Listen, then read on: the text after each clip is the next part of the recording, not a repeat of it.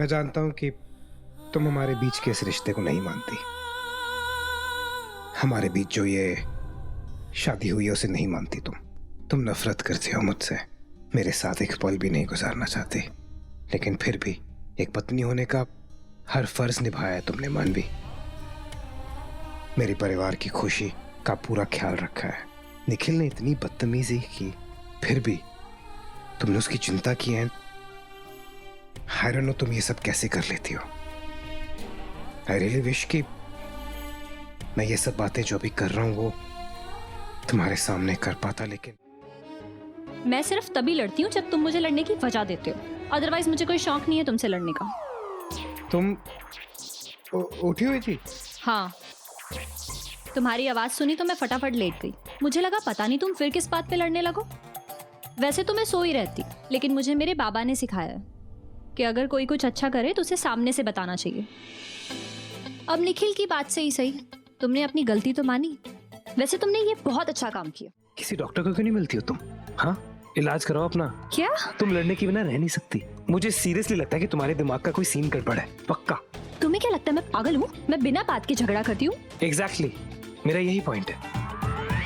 अब तुम ये समझ ही गई हो तो इलाज करना भी बहुत आसान होगा। अब ये वाली लड़ाई कौन कर रहा है? मैं तो तुम्हें अप्रिशिएट कर रही थी और तुम ऊपर से पलट के मुझे पागल कह रहे हो। राहुल तुम कितने मीन हो। तुम्हें तुम्हारे दिमाग का इलाज करवाना चाहिए, पागल तो तुम हो। ओके मेरी माँ, मेरी गलती। तुम बिल्कुल सही हो।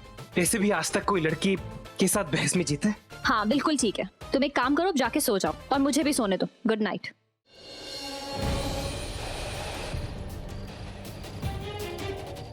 प्रणाम गुरुजी।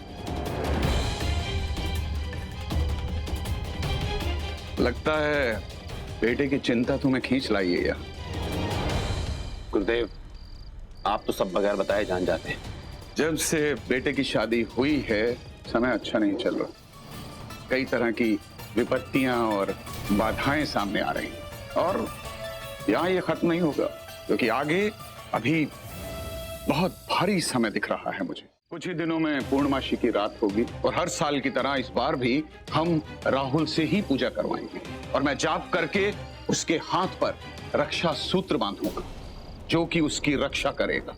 लेकिन ध्यान रहे कि राहुल के लिए पूजा अत्यंत महत्वपूर्ण होगी। किसी भी वजह से वो इस पूजा को टाल नहीं सकता। जी गुरुदेव। और अगर ये राज ज़बां पे भी आया तो उसका परिणाम बहुत खतरनाक हो सकता है। 12वीं पौड़ी का राज है। जब तक ये राज बंद है तब तक तेरा बेटा सुरक्षित है। इस राज से तेरे बेटे की जिंदगी जुड़ी हुई है। इसे अपने घर के ईशान कोण में लगा देना और ये आने वाले किसी भी खतरे का पहले से संकेत देगा और इसका ध्यान रखना।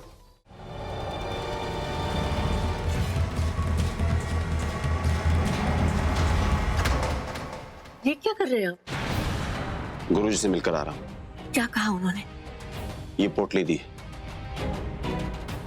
घर में बांधने के लिए। राहुल सेफ तो है ना? नहीं, लेकिन अगर कुछ भी बुरा होने वाला होगा तो ये पोटली हमें उसका इंडिकेशन दे देगी ताकि हम वक्त से पहले उसका सॉल्यूशन निकाल पाए। देख, मैंने और तेरे दादाजी ने तुम दोनों के लिए हनीमून ट्रिप बुक किया है, वो भी शिमला का। हाँ? क्या? ये ले पकड़, ये आज रात की टिकट है। जा और जाकर अपना सामान पैक कर। दादी, मैं कैसे जा सकता हूँ? डैड को कौन समझाएगा? तू चिंता मत कर, मैं रात से बात कर लूंगा। तो अभी सामान पैक कर। देखना पुत्र, जब से तू उसे शादी करके लाया है वो बच्ची रोज राज के किसी ना किसी वजह से ना ताने सुनती रहती है। बेटा, उसे लेकर शिमला चला जा। कुछ दिन तुम दोनों एक साथ वक्त गुजारो, उसे भी अच्छा लगेगा। और रही बात घर की चीजों को हम धीरे धीरे कोशिश करेंगे ठीक करने की। उसका भरोसा जीत, उसका सबसे अच्छा और पक्का दोस्त होना चाहिए उसका पति, यानी कि तू। मुझे कोई शौक नहीं तुम्हारे साथ हनीमून पे जाने के लिए। दादा दादी ने पूरी आइटिनरी बना के हाथ में थाम दी, ये पकड़ो। वाह, अगर उन्होंने टिकट बुक करवा के हाथ में दे दी थी तुम मना नहीं कर सकते थे? तुम्हें क्या लगता है मना करने की कोशिश नहीं की मैंने? हाँ, कौन मना करेगा उनको?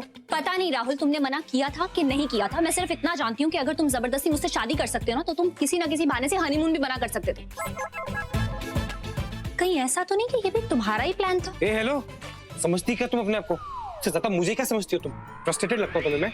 तुम्हें क्या लगता है मैं इस दुनिया में इसलिए पैदा हूँ कि तुम्हारा फायदा उठा सकूं? एक कमरे में रहते हैं हम लोग, समझ आई? कुछ करना होता ना, तुमसे तो बात करनी बेकार है। हाँ तो मत करो बात। मुझे भी तुमसे बात करने में कोई इंटरेस्ट नहीं है। मैं तुम पे बिल्कुल विश्वास नहीं करती राहुल, और मैं तुम्हारे साथ कहीं नहीं जाऊंगी। ओए हेलो, मैं राहुल सब्बरवाल हूँ, समझी? मेरे आसपास लड़कियां घूमती हैं 24 घंटे। मुझे ना किसी को हाथ लगाने के लिए कोई बहाने की जरूरत नहीं है, इसलिए तुमसे तमीज से बात कर रहा हूँ, तमीज से रह रहा हूँ। इसका मतलब ये नहीं कि तुम मेरा फायदा उठाओ। दादा दादी के लिए हम हनीमून पे जा रहे हैं, वहां जाके अलग अलग रूम्स ले लेंगे। तुम उसमें ज्यादा खुश रहोगी ना? जाके पैकिंग करो, मैं अपने डैड को समझाने जा रहा हूँ। आप तो सब जानती है ना माँ, इतना सब कुछ होने के बाद मैं राहुल के साथ हनीमून पे कैसे जा सकती हूँ? और टिकट्स भी आज के ही हैं।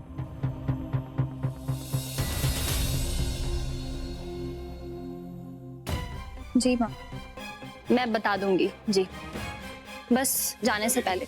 ओके माँ, बाय। तो राहुल और मानवी हनीमून पर जा रहे हैं, लेकिन मानवी क्या कह रही थी कि वो क्यों नहीं जाना चाहती?